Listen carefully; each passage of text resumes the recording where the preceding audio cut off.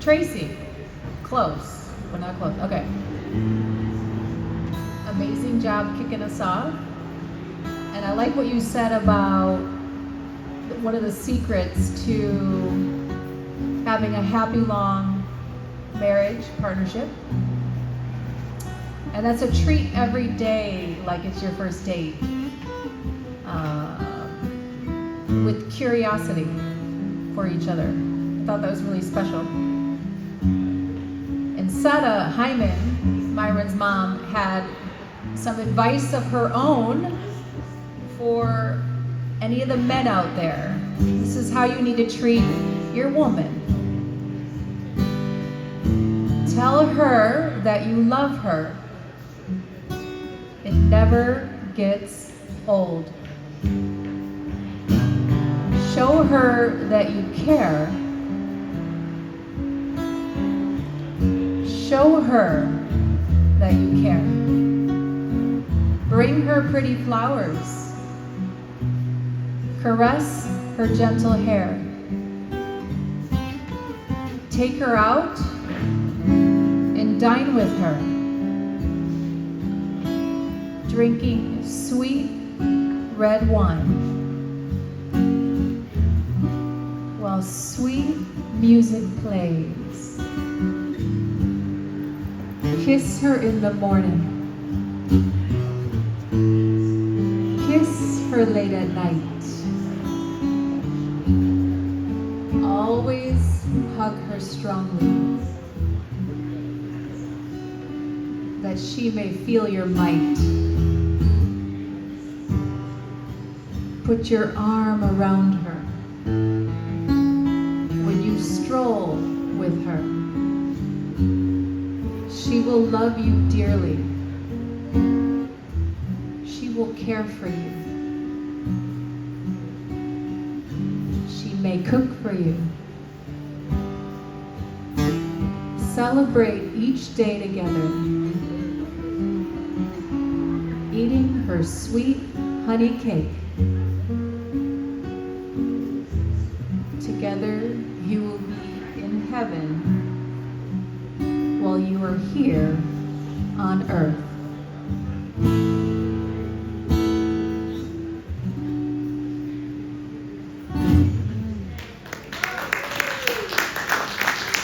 Thank you. So that may go both ways, right? However you want to interpret it. All right, so here's another one. Now, I would say this was written about perhaps a love that your mom had before she got married and before she had Myron. This is about another man. And it's called Can't Forget.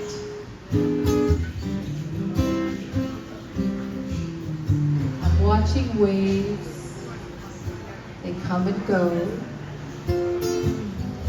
Fragrant flowers you were giving, telling me that you love me so.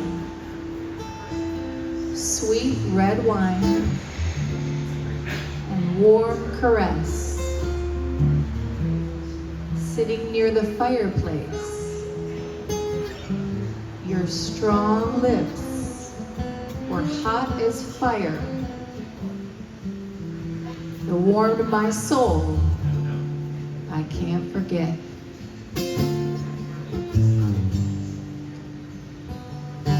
To the hills you took me when we parted. We could see the ocean from afar.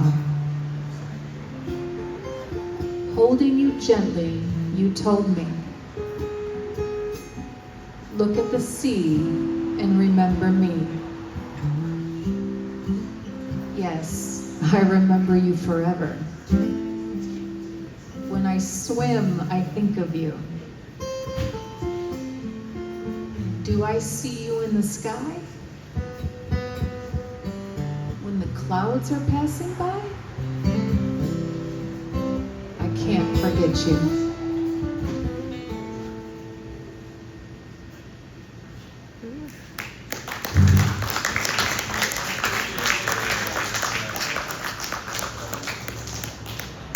the things our parents don't tell us, you know, about their teens and 20s and 30s until like later in life. Things you don't always get to know, and then when you find out, it makes them a little more human, a little more like you. It's pretty cool. All right, so this is a story. This is the last thing I'll share from Sara. This is a story that she wrote before she came to America. And it's called Just a Little Diamond. In the spring of 1947, Istanbul, Turkey. I was a graduate nurse working at an American hospital. I had worked on the staff while there for 9 years. Now I was about to travel to America to take courses in postgraduate training in New York City. Everything was arranged for the trip, my passport, etc. I was only waiting for my boat to come and take me away. I left my job at the hospital and was living temporarily in my father's place.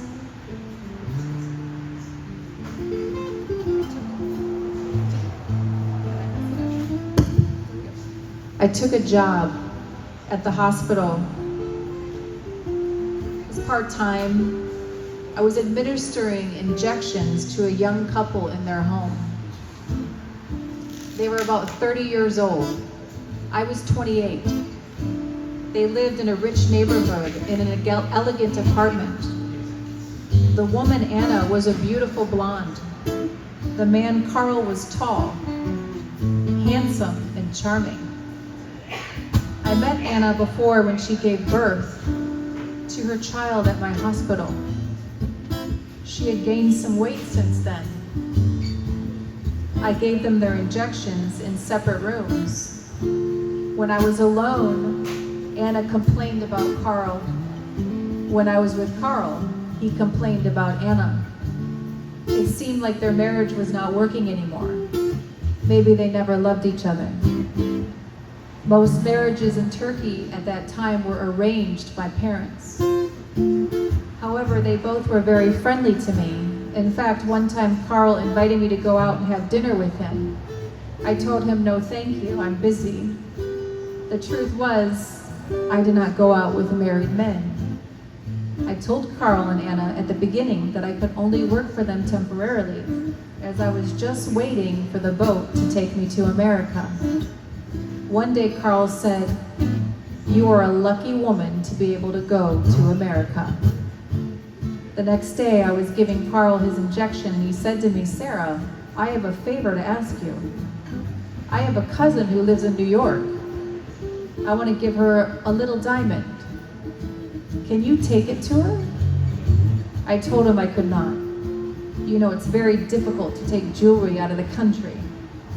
You know yourself that even with money, you can only take a certain amount from Turkey. He said, I'll put it in your hat. They won't even see it. I always wore a hat at that time. Everyone did. It was the fashion. I'm sorry, no, I told him. The next day, Carl said, well, Sara, if you cannot take the diamond, then maybe you can take a little something my cousin left behind. 2 lint brushes belong to her. They are from her mother in Poland. Her uncle brought them here. It would mean so much for my cousin to have them. I started to get suspicious. I said to myself, what next? Carl continued, tomorrow is a holiday. My whole family's coming for dinner. My uncle will bring the 2 brushes. Won't you please come and join us? I thought something fishy's going on here.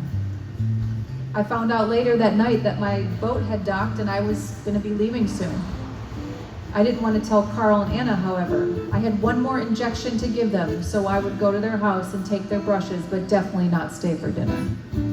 The entire family was there the next day and all very friendly to me. Carl said, please tell me when the boat leaves. I will come to wish you bon voyage and bring you beautiful red roses. I stayed a short while, took the 2 lint brushes, and left to go have dinner at my father's house. A few days before, I talked with my older brother, and I told him about the people I was giving injections to and their names. He said right away, "Sara, don't have anything to do with that man. I know him from my business, and he's a crook." That evening, my father had invited a friend of his over for dinner, a doctor in radiology. My stepmother cooked homemade soup. It was sort of a farewell dinner for me. I told everyone about my experience working for the couple, then took out the brushes and showed them. I said, "I felt there's something wrong with them." My father said, "Don't worry, Sara. My friend will take the brushes to the hospital and x-ray them, won't you?" The next day, the doctor x-rays the brushes and showed them to my father and me. The lint brushes were secretly stuffed with jewelry. If the authorities found out about them, I could have them gone to prison for smuggling. My father was furious. He said, "I will get even with him. I will report him to the Turkish government." "Papa, please," I said, "don't do that. It's too harsh." He calmed down a little and said, "Well, I will think of something. After you leave, your brother and I will call him to the store and get even with him." After I was in New York, I received a letter from my father. "Dear Sara, I called the crook to my store. I told him, what kind of person would you be? How could you do that to such a young, innocent woman? You could have jeopardized her freedom. If it were up to me, I would have reported you to the Turkish government. Lucky for you, my daughter made it a promise to me not to do it. But you deserve a punishment, so you're going to give me a certain dollar amount, and I'm going to give it to the orphanage." He gave me the money. He gave him the money. I gave it back with the brushes, and he left. Love, Papa. Well, luck was with me that time in Istanbul. I was lucky that I was suspicious. Otherwise, I might have lost my chance to go to the United States.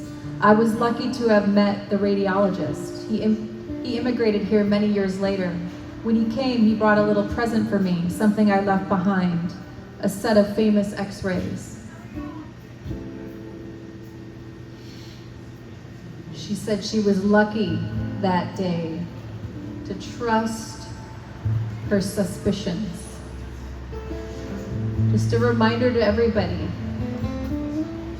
the amazing country we live in spite of everything. And also, trust your gut. What are you ignoring that maybe you should pay a little more attention to? I think that's a deeper message from Sara.